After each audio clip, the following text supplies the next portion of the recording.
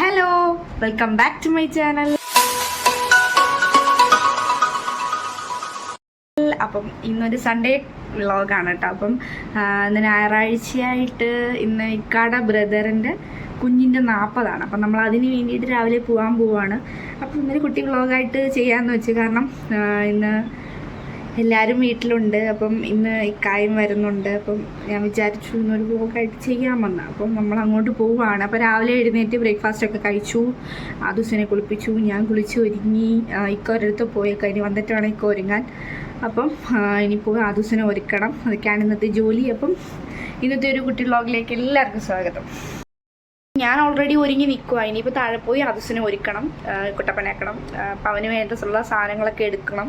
ഒരു socks, jeans, പിന്നെ പെരുന്നാളിന് ഏറ്റവും കോളടിച്ചത് ആദൂസിനാണ് കേട്ടോ. ഒരുപാട് പുത്തൻ ഡ്രസ്സ് കിട്ടി. ഇവിടുന്ന് തന്നെ ഒത്തിരി എടുത്തു, പിന്നെ അമ്മ എടുത്തു കൊടുത്തു, വീട്ടിൽ നിന്ന് എടുത്തു കൊടുത്തു, എടുത്തു കൊടുത്തു, അങ്ങനെ കുറേ കിട്ടിയിട്ടുണ്ട്. കോളടിച്ചത് അവന്. അങ്ങനെ ഞാൻ പോയി ആദൂസിനെ ഒരുക്കി കേട്ടോ. ഒരുക്കി കുട്ടപ്പനാക്കി നിർത്തി. അങ്ങനെ പെട്ടെന്ന് തന്നെ ഇറങ്ങുമായിരുന്നു കേട്ടോ. കാരണം എന്ന് വെച്ച് കഴിഞ്ഞാൽ നമ്മൾ നല്ല ലേറ്റ് ആയിട്ടുണ്ട്. കാരണം നമ്മൾ ചെന്നിട്ടേ ഒരു ഫംഗ്ഷൻ തുടങ്ങത്തുള്ളൂ എന്ന് പറഞ്ഞിട്ടുണ്ട്. നമ്മൾ വീട്ടുകാർ മാത്രമുള്ള ഒരു കൊച്ചു ചെറിയൊരു ഫംഗ്ഷനാണ് കേട്ടോ. അപ്പം നമ്മളെല്ലാവരും പെട്ടെന്ന് തന്നെ ഇറങ്ങി.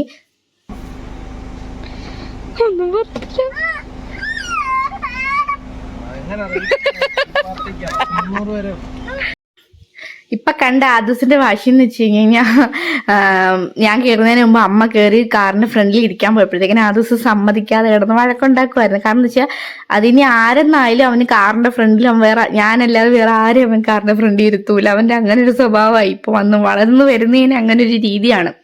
അങ്ങനെ നമ്മൾ പെട്ടെന്ന് തന്നെ പോയി. കാരണം എന്ന് വെച്ച് കഴിഞ്ഞാൽ ഞാൻ ഓൾറെഡി പറഞ്ഞല്ലോ നല്ല ലേറ്റായി. അപ്പം എന്ന് വെച്ചാൽ കുഞ്ഞിൻ്റെ 40 ഫംഗ്ഷൻ അല്ലേ, അതായത് കുഞ്ഞ് ജനിച്ച് 40-ാം ദിവസം നമ്മളിങ്ങനെ 28 ചരടൊക്കെ കിട്ടൂല, അതുപോലത്തെ 40ന്റെ ഫംഗ്ഷനാണ്. അപ്പം ഓൾറെഡി ആ ഡേ കഴിഞ്ഞു. ഇപ്പം പിന്നെ നോമ്പൊക്കെ കഴിഞ്ഞിട്ട് ഒരു ഫംഗ്ഷൻ പോലെ വെച്ചതാണ് കേട്ടോ.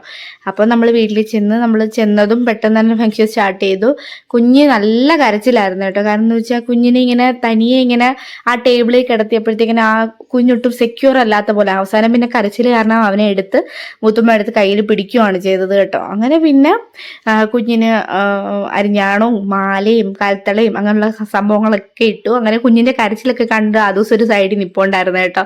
അപ്പോൾ അവൻ തന്നെ ആലോചിക്കുകയാണ്, സത്യം പറയും എന്തിനാ ഈ കൊച്ചിങ്ങനെ കിടന്ന് കരയുന്നതെന്ന് അവൻ തന്നെ ആലോചിച്ചു. അങ്ങനെ പിന്നെ കുഞ്ഞിന്റെ കരച്ചിലൊക്കെ ശാന്തമാക്കി ഞാൻ വെളിയിൽ പോയി കുഞ്ഞായിട്ട് കുറച്ച് നിന്ന് വീഡിയോസും ഫോട്ടോസും ഒക്കെ എടുത്ത് കേട്ടോ.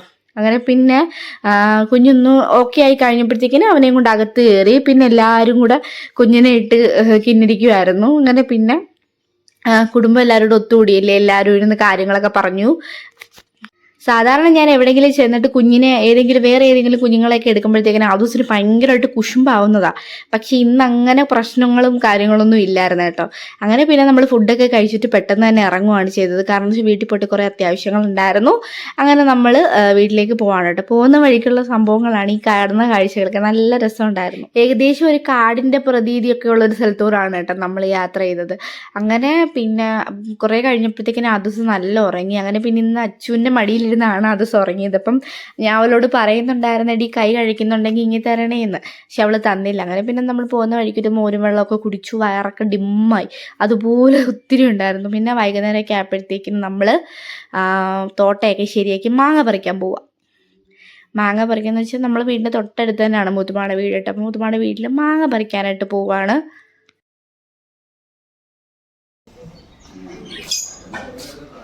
ഇപ്പം നമ്മൾ വീട്ടിൽ വന്ന് കുറച്ച് നേരം ഞാനൊന്ന് കിടന്നു കേട്ടോ. കിടന്നു കഴിഞ്ഞിട്ട് ഇപ്പം മാങ്ങ പറിക്കാൻ പോവാം മൂത്തുമാടെ വീട്ടിൽ. മൂത്തുപാടെ വീട്ടിലെ മാവെന്ന് വെച്ച് കഴിഞ്ഞാൽ നമുക്ക് ടെറസിൻ്റെ മുകളിൽ നിന്ന് തോട്ടം കൊണ്ട് നമുക്കിങ്ങനെ മാങ്ങ പറിക്കാൻ പറ്റും. പിന്നെ അത്യാവശ്യമുള്ള മാങ്ങകളൊക്കെ നമുക്ക് മരത്തിൻ്റെ മുകളിലാണ് മരത്തിൻ്റെ മുകളിൽ കയറിയിട്ട് തോട്ട വെച്ചിട്ട് പറിക്കുകയാണ്. തോട്ടയ്ക്കകത്ത് നമ്മളൊരു ചാക്ക് പകുതി പോലെ ആക്കിയിട്ട് നമ്മളിങ്ങനെ കെട്ടിയിട്ടിട്ട് അതിനകത്തോട്ട് ഇങ്ങനെ തട്ടിയിടുമ്പോൾ മാങ്ങ അതിൽ വീഴും. കാരണം എന്ന് വെച്ചാൽ താഴെ വീണ് മാങ്ങ പൊട്ടിക്കഴിഞ്ഞ് കഴിഞ്ഞാൽ പിന്നെ പഴുപ്പിക്കാൻ കൊള്ളൂലല്ലോ. അങ്ങനെ താഴെ കുറയും, എന്നാലും താഴെ കുറേ മാങ്ങകൾ വീഴും, പൊട്ടും. ആ പൊട്ടുന്ന മാങ്ങകളെല്ലാം പറക്കി നമ്മൾ ഒന്നെങ്കിൽ അച്ചാറിടും അല്ലെങ്കിൽ ഉപ്പുമുളക് ഇട്ട് കഴിക്കും. അപ്പം തന്നെ നമ്മളുടെ ആവശ്യങ്ങൾക്ക് അത് എടുക്കുകയാണ് ചെയ്യുന്നത്. കാരണം എന്ന് വെച്ചാൽ താഴെ വീണ് കഴിഞ്ഞാൽ പിന്നെ നമുക്ക് ആ മാങ്ങ പഴുപ്പിക്കാൻ കൊള്ളൂല. അങ്ങനെ പിന്നെ കുറേ മാങ്ങ അന്ന് താഴെ വീണിട്ടുണ്ടായിരുന്നു. അങ്ങനെ ആ മാങ്ങ എല്ലാം കൂടി എടുത്ത് അരിഞ്ഞ് ഉപ്പും മുളകും ഇട്ട് അപ്പം തന്നെ മൂത്തുമാടെ വീട്ടിൽ വെച്ച് തന്നെ ഇട്ടങ്ങ് ഉപ്പും മുളകും വെളിച്ചെണ്ണയൊക്കെ ഒഴിച്ച് നമ്മൾ കഴിക്കത്തില്ലേ, അങ്ങനെ ചെയ്ത് കൊടുക്കാൻ വേണ്ടിയിട്ട് ഇക്ക പറഞ്ഞു. ഇക്ക ആണെങ്കിൽ ഇതിൻ്റെയൊക്കെ ഒരു ഫാനാണ്. കാരണം എന്ന് വെച്ച് കഴിഞ്ഞാൽ കൊച്ചിന് മാങ്ങ ഉപ്പും മുളകും അങ്ങനെയൊക്കെയുള്ള സംഭവങ്ങളിട്ട് കഴിക്കുന്നതൊക്കെ ഭയങ്കര ഇഷ്ടമാണ്. അതൊക്കെ കഴിഞ്ഞിട്ട് ഞാൻ ഞങ്ങൾ താഴോട്ട് വീട്ടിലോട്ട് ഇറങ്ങിപ്പോയി. ഹലോ, അപ്പം ഇപ്പം 6:30 ആയിട്ടുണ്ട് കേട്ടോ. അപ്പം നമ്മൾ ഒരു മൂവി കാണാൻ വേണ്ടിയിട്ട് പോവാണ്. ഇപ്പോൾ ഫഹദ് ഫാസിലിൻ്റെ പുതിയതായിട്ടിറങ്ങിയ ആവേശം മൂവിയില്ലേ, ആ മൂവി കാണാനായിട്ട് പോവുകയാണ്. ഓൾറെഡി നല്ല ലേറ്റ് ആട്ടോ. അപ്പം ഇപ്പോൾ ഇക്ക സാധനം വയ്ക്കാൻ കടയിൽ പോയിക്കും. നമ്മൾ എവിടെ പോവാ സിനിമയ്ക്ക് ആണോ? നമ്മൾ വീട്ടിൽ നിന്ന് നല്ല ലേറ്റായിട്ടാണ് ഇറങ്ങിയത്. കാരണം എന്ന് വെച്ചാൽ 7 മണിക്കാണ് ഷോ.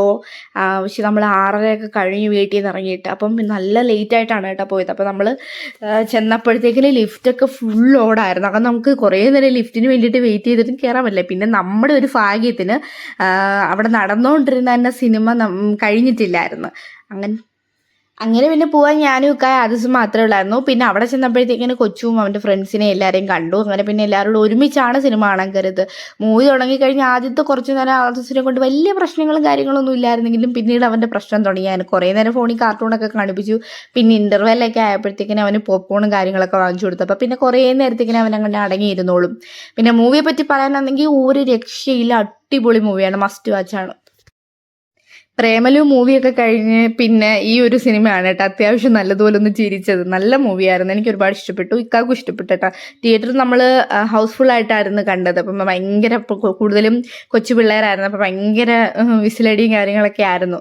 അപ്പം ഇന്നത്തെ ഒരു കുട്ടി വ്ളോഗ് ഇത്രയേ ഉള്ളൂ. അപ്പം വീഡിയോ ഇഷ്ടപ്പെട്ടാൽ മറക്കാതെ തന്നെ ചാനലൊന്ന് സബ്സ്ക്രൈബ് ചെയ്ത് സപ്പോർട്ട് ചെയ്യുക. അപ്പം പിന്നെ ഇഷ്ടപ്പെട്ടാൽ ഒന്ന് ലൈക്കും കൂടെ ചെയ്യുക കേട്ടോ. അപ്പം അടുത്തൊരു വീഡിയോയിൽ കാണാം. എല്ലാവർക്കും ടാറ്റാ ബൈ.